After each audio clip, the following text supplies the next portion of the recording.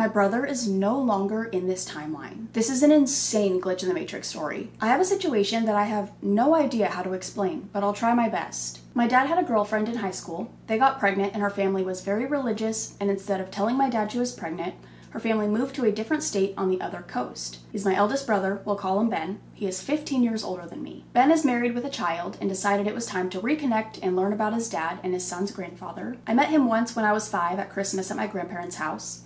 He brought his son, 2 years old, and I played with him the whole time they visited. We both got matching coloring sets and jackets. Mine was purple and his was green. Presents from my grandparents. Fast forward, I remember hearing all about him growing up. And my dad has shown and sent me pictures of the times they've met up to see each other. My dad and Ben have been very close for the most part. Every time they talk, my dad always calls and shares their conversation with me.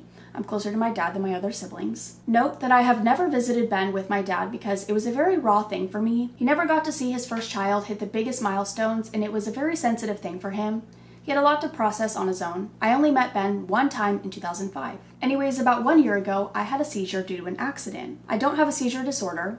This was completely unusual and has not happened since. A few months after my accident, I realized my dad hadn't mentioned talking to Ben or heard any updates, so I asked my dad if he's heard from him recently. My dad looks at me like he had seen a ghost and asked what I meant. I was so confused, so I asked my question again. My dad had informed me that Ben and his son had gotten into a car accident and didn't make it. I was freaking out because why hadn't my dad told me, and why didn't we attend his funeral? General questions. He told me that Ben and his son died in 2005. On their way to our family Christmas. The same time I remember meeting him for the first time. I thought it was some sick prank.